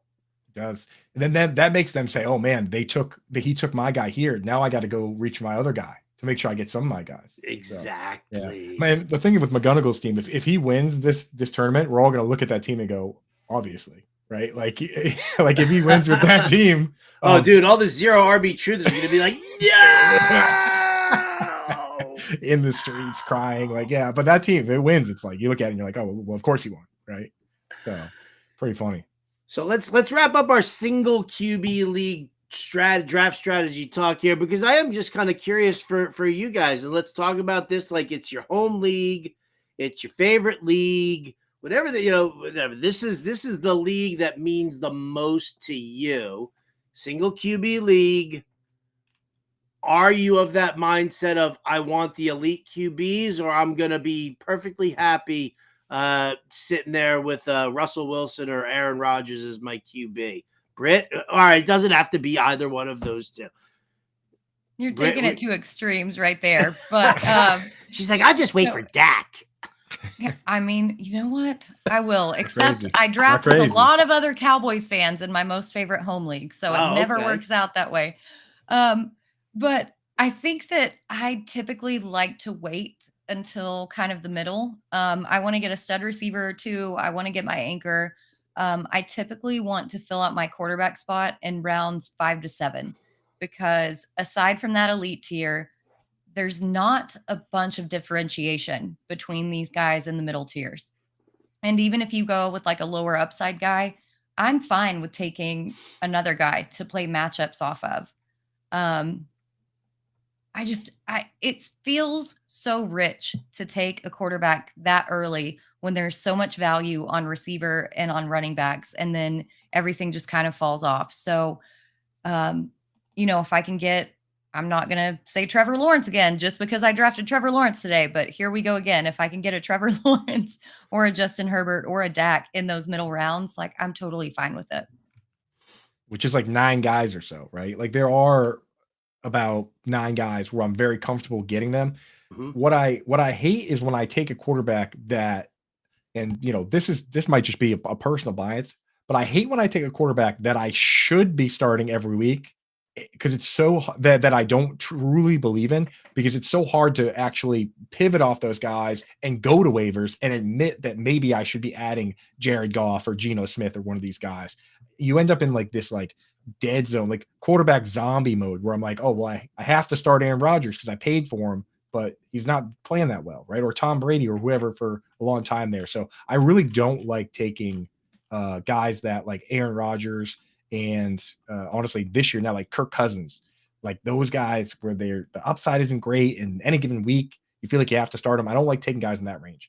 That's why for me I cut it off at like 8 guys that I really like, and if I don't get those guys, then I'm willing to just go with crazy upside with like an Anthony Richardson or something, knowing that I can always drop them and add somebody off waivers. That's kind of the way I play it. So, but this year, for the most part, I am ending up with like Justin Herbert because I truly believe that if he could be 3rd in the league in passing yards last year with the low ADOT system, this year he could lead this league in passing yards. I'm putting a little money on him to lead the league betting wise, and I'm taking him in a lot of leagues. So that's what I'm doing. What about you, Howard? What do you do in your hometown league? 12 teams, 1 QB for all the marbles, for all the bragging rights. I'm kind of in that same spot as well. Like, if I'm looking at the tiers from John, I'm looking at guys like, because I feel like Lawrence, Herbert, DeSean Watson, like those guys are the guys who are kind of, they're not, it's not that they're slipping, it's just that they aren't people's top priority, like people who want Josh Allen, Pat Mahomes, Jalen Hurts, even to a certain extent, the Justin Fields truthers out there. Like they are hell bent on getting that player, and I don't need to fight with that.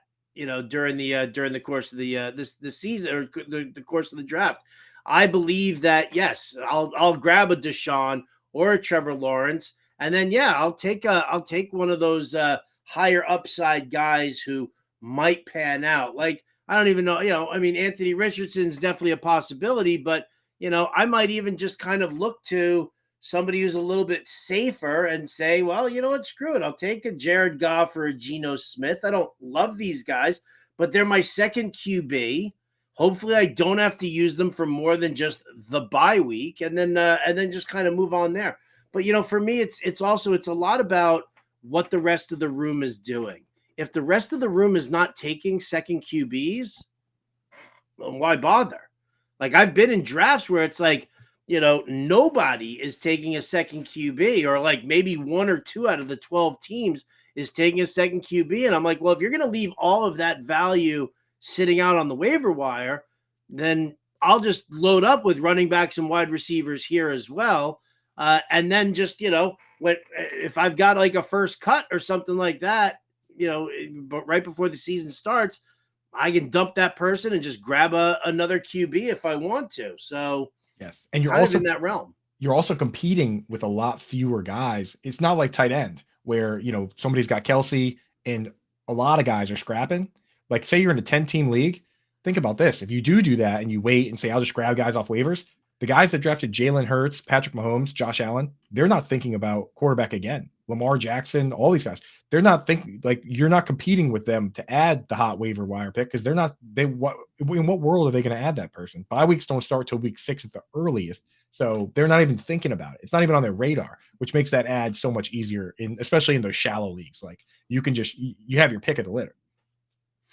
Now, Superflex draft strategy, light years different. Light years different. Look at Britt's like, because Britt's like, Britt, are you're going to take a quick QB with your 3rd round pick, aren't you? Well, we got a quick question in the chat for Superflex. Let's do it. Shout out from our buddy Joel Cox. I think he wants a little bit more of a just a bit of a grade the work he did here. He went Lamar Jackson, Anthony Richardson for his first 2 picks in the Scott Fish Bowl. Is that too rich for Anthony Richardson? Maybe, but upside the league, charity fund, passed on Watson and Tua, knowing those would be safer picks. Anthony Richardson in the 2nd round in a giant tournament like this, where there is some merit to having a unique build. I don't know, Britt, is that too rich for you? Is that a little too crazy? I would say that it's a little too rich for a rich, but again, like you mentioned, in a tournament like this, having a different build is what sets you apart from the other 3,500 people in this tournament. And if he is as good of an athlete as everybody says he is, if Shane Steichen is as good of a coach as everybody says he is, if he can develop this guy as fast as they think he can, then I see nothing wrong with that pick. See, for me, I look at it. Okay, Lamar, definitely. For your 2nd pick, you're looking for that upside of Anthony Richardson. I would have gone Watson. I probably wouldn't have. I would have gone Watson for sure there, just because if you go Tua, you still run that risk, and then it's like is he going to get hurt? Is he not going to get hurt? Do I handcuff him with Mike White? If I handcuff him with Mike White, am I taking 4 quarterbacks now? Am I kind of leaning in that direction there? I think that as your 2nd quarterback in a super flex league, I think you still want, you want some upside, but I'd take I'm more about the proven guy in the NFL. Like Watson has the NFL resume that Anthony Richardson doesn't have. So, for a 3rd QB, I wouldn't have minded taking Anthony Richardson high. Not 2nd round, obviously, because that would be number 2. But you know what I'm saying? Like, I would have grabbed Anthony Richardson more in like the 5th or 6th round if he were available after taking my 2 stable QBs. I don't hate the move, Joel, but right. I don't necessarily know if it's the one I would have made.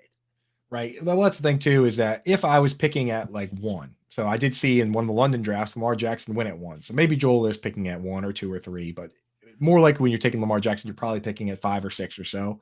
And you have a much better shot at getting Anthony Richardson if he's your guy later on. That's the thing. If you're picking at 1 and then, you pick at 212 and a bunch of guys are gone and 3rd round reversal is about to make you pay, then maybe you do have to reach for a guy like that. But, I probably wouldn't have done it. At the same time, though, it's, again, like you said, charity tournament. You got to get your guys.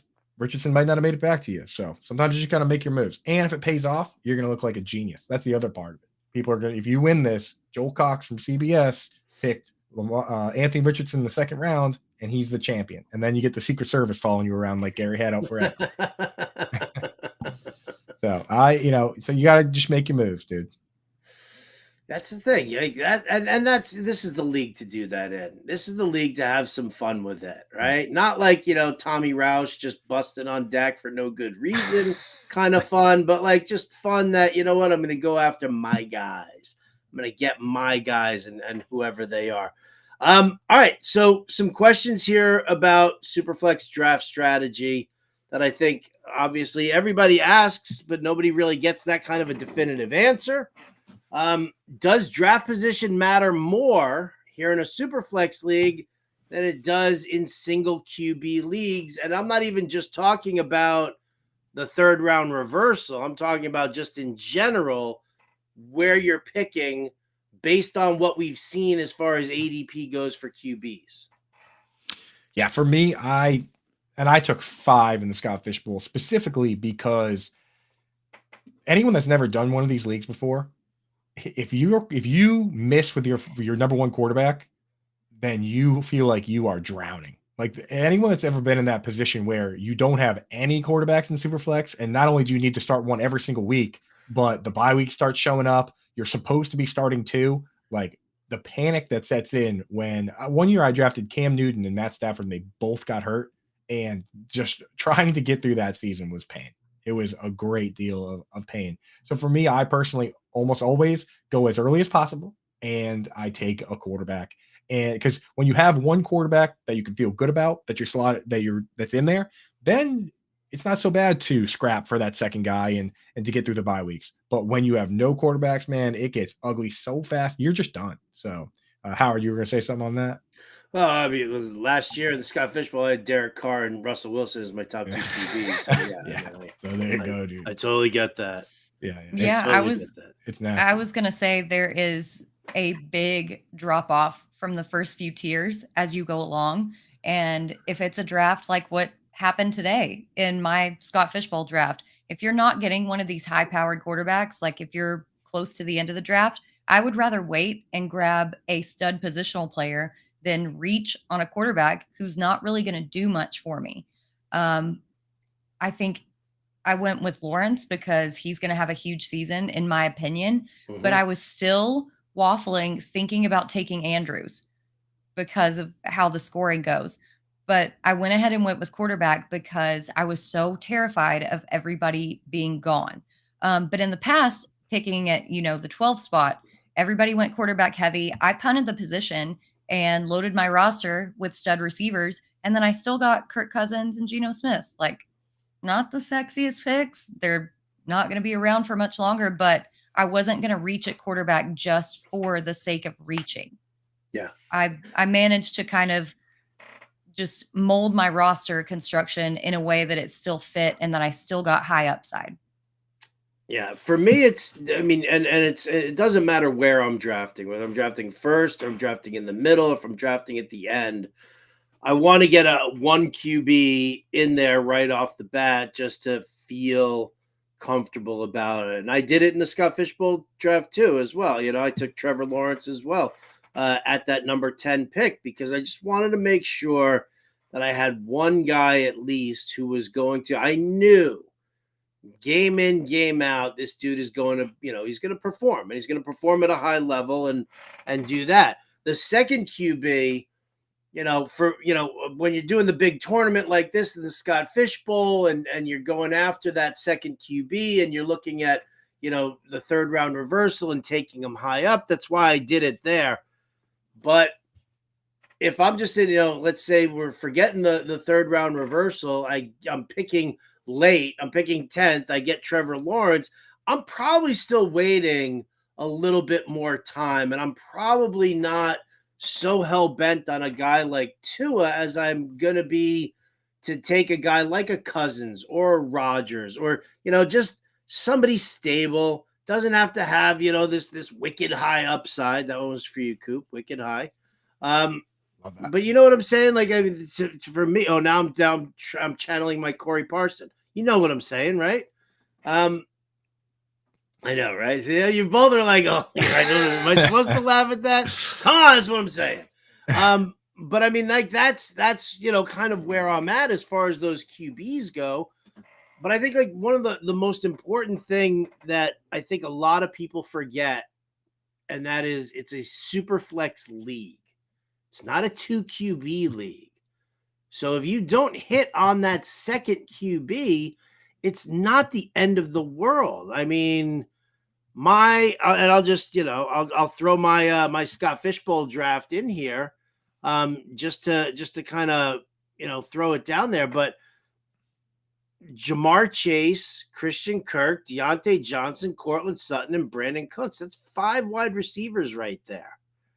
Okay, it enables me to use a wide receiver or running back in my super flex spot. You don't have to do it. Obviously, everybody wants to, but I mean, really, are you getting more out of having a decent pass catching wide receiver? You haven't like a Cortland Sutton or a Michael Pittman in your flex.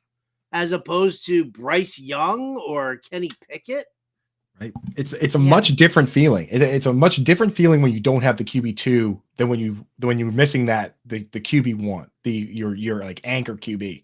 Like when you don't have that QB that you get early, and you can ask McGonigal who did it, and it doesn't matter if you have Saquon or CMC or whatever, you still feel like you left your house without your wallet, right? That feeling of like that you're missing something, the uncertainty. But with the second QB, it's not nearly as bad. So I'm with you, Howard. I don't mind scrapping, and the way I deal with that, the pain that comes with it is have some guys in your back pocket that you're comfortable with. Just do a little extra thinking about it before the draft and say, hey, am I comfortable with Derek Carr? Am I comfortable with Daniel Jones? In this, they go kind of high, but am I comfortable with Kenny Pickett? Right? If you can just have one of those guys and tell yourself that if I have, Trevor Lawrence is my QB1 and Kenny Pickett is my QB2, and possibly not even starting Kenny Pickett every week because I have Brandon Cooks and all these other guys, then I'll feel okay. Like if you can tell yourself that before the draft, you open yourself up to making so many more value-based decisions early on versus forcing yourself to take, guys like Jared Goff, where, Jared Goff, solid player, but the upside's not crazy. You might not even feel that great about him every week, right?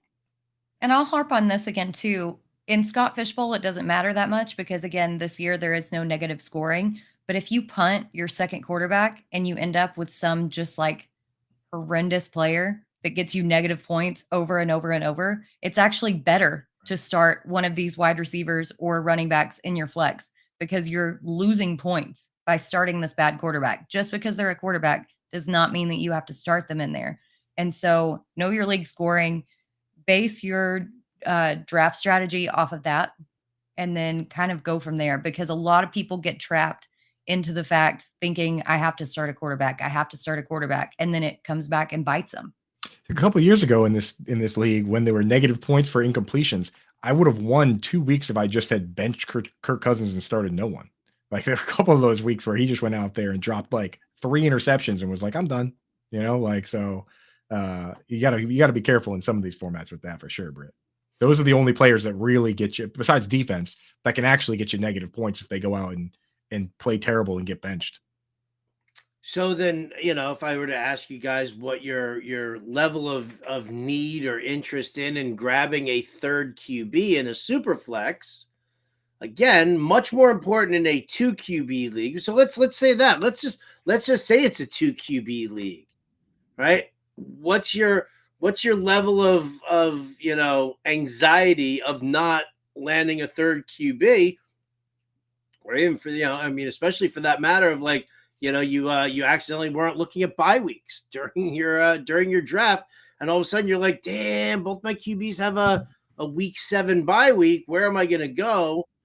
You need that third guy there. I mean, you're still going to be one short in a 2 QB league.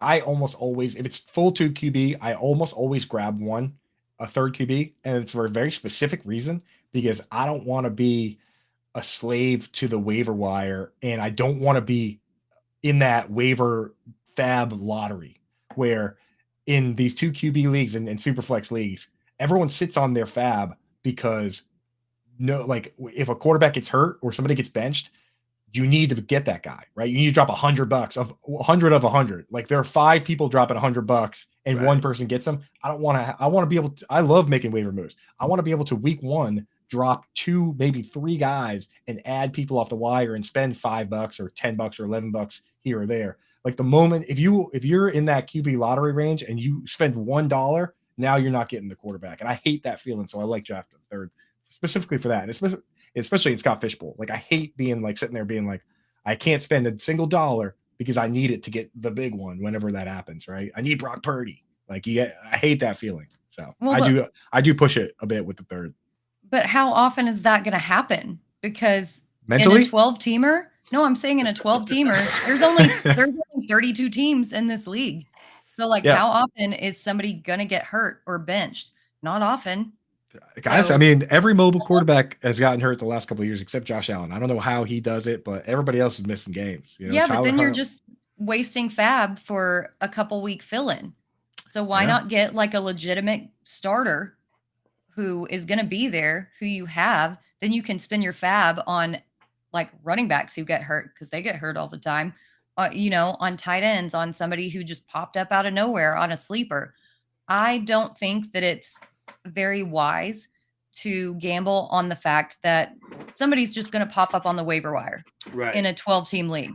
And so I'm very adamant about getting a third quarterback before I even go to get my late round sleepers. I would rather get my third quarterback, and then I can lay back and relax and figure out, okay, now who's falling to me in value, because it's such a gamble to think that anybody is going to show up on waivers. And even if they do, what if they don't show up during the right week?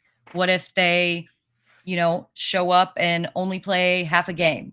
That kind of thing. It's not worth the risk to me. What happens if you're in round 14 and you only have 2 QBs and there is no third sitting out there available? I guess so. So basically what you're saying, Britt, is that you likely will be, or what I should have done was I probably should have, instead of loading up on running backs and wide receivers, grabbing my one tight end there, I probably should have grabbed one of those late round QBs, because, Mayfield, Ritter, Tannehill, Mac Jones, Sam Howell, Jimmy Garoppolo, they're all off the board right now. None of them are available.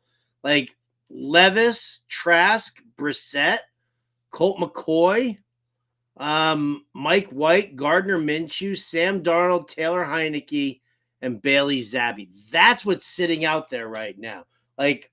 I almost feel like I don't even need to grab one of those, one of those names, because it's not going to help me in the long run. No, once you get to that point, it's basically a waste of a roster spot, unless you fully believe that somebody is in line to take over a starting job. I know that last season, a lot of people thought that Malik Willis was going to take over the starting job from Tannehill, and he did in a way, but that was because of injury. It wasn't because he was actually good. And then when he got on the field, he was also not good.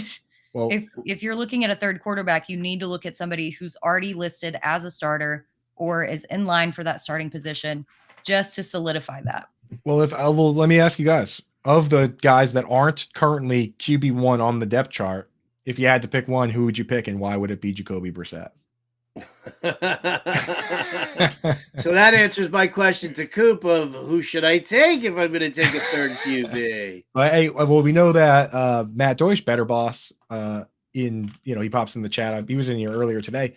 He truly believes that Taylor Heineke will end up starting games for the Falcons, because he doesn't believe in Desmond Ridder. If you do believe in something like that, then in that case, stash your guy and see if it happens. Is there anybody that you're considering, Britt? Is anybody at all that's not currently QB1? Trey Lance, maybe? No, I am on the Trey Lance hate train. I've always been on the Trey Lance hate train. I don't think that he is accurate. I think that his talent got overblown with the rushing upside that he offers. And I don't care if there is nobody else on the team who can throw the ball. Christian McCaffrey is going to be quarterback over Trey Lance. I dislike him that much. Wow. I didn't realize that you had you were conducting the hate train, just shoveling coal on there. I knew you didn't like him, but I didn't know it was like that. Wow. Howard, anybody for you, the QB, or are you just not interested in anybody that's not named QB1 right now? Nobody that really sparks an interest. Yes, I'm not a fan of Desmond Ridder either. I'm really not. I didn't think he was that good in Cincinnati. And so now, he's in the pros and he's with the, but the problem with taking Taylor Heineke is it's still a run first offense. And you're still only going to get, 25 passes out of him, maybe on average, if you're lucky. I guess I would probably have to look at Brissett. If I were to take somebody here from the quarterback spot, it would either have to be Brissett or Will Levis, because I think those are the two guys who stand the greater chance of, as far as for Washington, if Sam Howell sucks, they're just going to put Jacoby Brissett in there and let him do his thing. You need Tannehill to really tank it or get hurt, though, I think, for Levis to scoop in there. Either way, it's ugly. It ain't pretty at all. Yeah, UGLY. in Superflex though, I don't feel the need. I'm in Superflex. I'm cool just going to, because what Howard said earlier, that you don't have to start one and you can get away with it. So yeah, and I kind of feel like that's gonna be where I'm at with this. My wife did make picks, by the way. Ooh, nice. If you wanted to do a live pick update, and I liked one of her picks, and then the other pick I was like, oh, jeez. Oh, what'd Deb do? Okay. Well, I don't mind the Tyler Algier pick.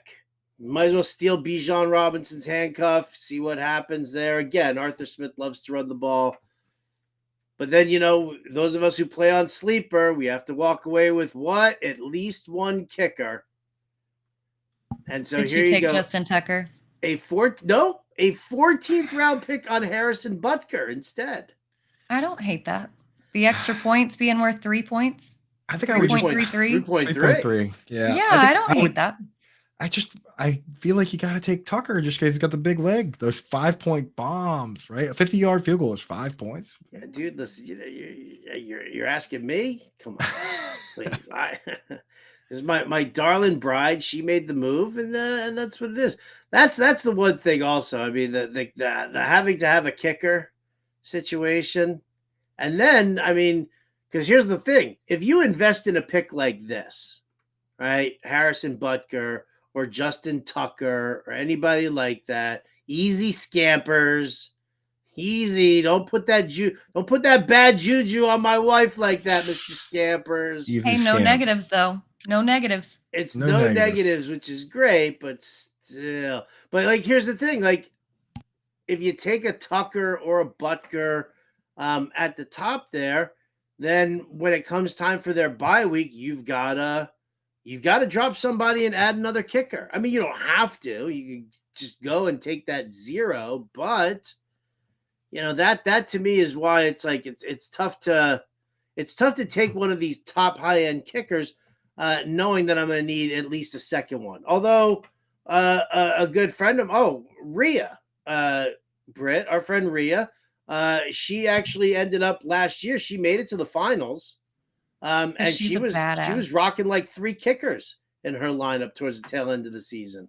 Yeah, I feel like kickers kind of get a bad rep, but in Scott Fishbowl scoring, especially the way that it is this year, the upside is so much higher than these dart throws that you're getting in the later rounds, because you know that they're going to be out there on the field for, a couple kicks. You don't know if your dart throw is even going to get any snaps. So I kind of like the idea of taking kickers in later rounds. Yeah. I'll tell you what, a friend of the show, Linda Godfrey, aka Lindellians on Twitter, she dropped her kicker rankings for SFB. Is it Lindellians? It's not Linda Lyons. So her name is dude, again. I've heard it pronounced 72 different ways. I had her on the show for Fantasy Arm. I was like, okay, first and foremost here, pronounce your Twitter handle for the world. Just get it done. Well, her name is actually Lindell Godfrey. And people just been calling her Linda for so long that she just goes by Linda. That's not even a real name, which is hilarious. But but if you check out her kicker rankings, they deviate from ADP, and you can get, which according to the kicker expert that I trust, you can get a pretty solid kicker later on. So I'm probably going to draft a kicker at some point, I think, but I'm going to wait and take some of these sneaky ones. So go check her out at LINDELLIONS on Twitter. Let's plug. Good job. Speaking of good plugs, I want to give a shout out here again to our good friends over at rtsports.com. Because listen, what are you guys going to do tonight? The home run derby? No, you might as well just start jumping into some best ball drafts. And the guys over at RT Sports and the girls over at RT Sports running some great stuff. You got the RT Sports Best Ball Championship. You can play the real-time sports fantasy football best ball championships. You can compete for a grand prize of $25,000, only $20 to enter. All right, so enjoy the draft. Get your best possible lineup each week automatically. There are live drafts every single night, so you can choose one that fits your schedule. Get our exclusive offer of 100% deposit match up to $200 for first-time users. Go to rtsports.com/alarm. Use that promo code alarm23.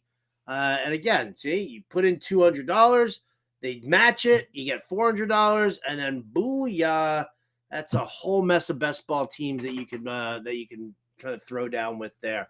And what I love about it also is that you get paid out if you win your division. You're like, I think they do them in 10 10-teamers, right? It's abbreviated, a little bit of an abbreviated roster. It's only starting 2 wide receivers instead of 3. But yeah, so if you win your 10-team league, then I think you like 3x your money. You get like, $60 back, or maybe it's $100, and and then you're basically netting that range. So, and then you got the overall championship, like we see here in Scott Fishbowl, for $25,000. That's for their best ball championship. You can, and that's just, again, it's a set it and forget it thing. They also do have fantasy football championships, which I believe teams start at like $300, and is a $500,000 grand prize. So they've got like, I think it's like each league gets like $1,600 like distributed. So if you pay your $300 and you win your league there, I think you 3 or 4x your money for just winning that league, and then your team is entered into the whole shebang. $500,000, dude. $500,000, dude. I go out, buy a gas station ground lease, let that pay me a salary for the rest of my life, dude. Just kind of chill. Beautiful. I'd go out. Well, all right, here you go. What, $500,000? That's what Coop said. Britt, I picked the most boring possible answer. What would you do with $500,000? No, just right now. Right now. I think I would buy probably a farm and go disappear. Disappear, honestly. Though. Then I don't want you to win, dude. We need you on the show. I want to go into the woods next to a river that has private access and no cell service or Wi-Fi service, and just disappear. Grow my own garden, raise my own little chickens and goats, and just be off grid. Listen, I love that, because that was actually a thing that I think we had in the Wheel of Randomness on the Fantasy Alarm Show. Was you have your own private island. What's the first rule on your own private island? I was like, no phones, no cell service, no internet, nothing. Boom. Let's get rid of it. Yes. Get rid of it. I think, all right, if I got $500,000, somebody handed me $500,000 right now, I think I would hire somebody to be the next Howard Bender so that I could go, and I'll just go on tour with Fish. Like, that's it. I'll let somebody else do all the work that I'm doing right now, doing all the shows, hanging out with Jim Bowden on Sirius XM, hanging out with you guys here, and yeah, I'd be on tour. Robo Howard. AI Howard. You guys would have AI Howard here. That was the dream, dude. There you go. I mean, I would just take that money, $500,000, pump it into Fantasy Alarm, and just, Al Williams, just pay it back to me in salary, and let's juice this thing up. Let's get going, right? Notice none of us said charity. No, well, none of us were like, oh, I want to give some of that away out to the kids and for the sick and the homeless. No. I would give my vegetables and my goat's milk to the kids and the homeless after I have my own little homestead. That's what I would do. I don't mind that. I would definitely move to Alaska immediately. Yes. That's been the dream. Have y'all seen the crazy stuff that they do in Alaska for 4th of July? Since it doesn't get dark there. No, so they can't shoot off fireworks. Oh yeah, you can't. Really which I love, which is great for my dogs. Right. They have this festival where they push a car off a cliff, and the car that launches the furthest off the cliff wins. And it's just some real crazy redneckery. Do they like ghost ride them? Like, is there somebody like jumping out, tucking, rolling, or how do they do it? How do they get them going fast? I've just seen the angles of them going off the cliff. I have not seen how they actually make it happen. But yeah, they probably just ghost ride them. I don't. But those cars are launching. They're launching. I would like to know where in Alaska they do this. I don't I'll see let why you know after everyone the wouldn't show. do that. That sounds infinitely better than fireworks. Why don't we should all do that. Because That's what it I should like be to everywhere. set things on fire. Well, you can set the cars on fire before you send them. Right? Shout out to JPP. Oh no. Too soon? Also, can we talk about the people still shooting off fireworks when it's a week after the 4th of July? Those I are know, the dude. worst. That gets me every time too because I'm not ready for it. Well, Sellers came in the other night. He They're goes, "Did I shooting. just hear a gun?" And I was like, Right. "No, people are still shooting off fireworks." Unbelievable, dude. The worst. Well, when AI Bender is president, fireworks will- AI Bender, he's gonna be the best. Oh, I can't wait for that. Robo Bender. Can't wait for that. Just or a hologram. Do a hologram for me. Yeah. Right? You do it for Someday. Tupac, you can do it for me. I mean, you have enough out there in the airwaves where you've been on the radio for long enough where we've got enough samples. I think, right? You've probably said every word at least 10 times between all your shows and the Sirius show. They probably got a good library of words they can use. This would be so good. All right, so we're wrapping things up here at the end. You guys, what do you have coming out? I've got the I'm neck deep in the cheat sheet and the systems article. Those all start cropping out next week, so everybody's gonna have all of that stuff from me next week. What do you guys have coming up here next? I'll start with Britt because I see Coop like ready to just jump all over. Coop's so, like, I've got a lot of stuff. So, yeah, we'll let Britt scoot her stuff in here first, and then you can give us the laundry list there, Coop. Okay, Yeah, go. so I was a little bit front loaded. A lot of my stuff came out in June, but I am coming out with an article tomorrow talking player futures and betting props and best bets because there are a lot of really fun stuff that I can't normally do. And now betting's legal in Arkansas. So I'm going to do it.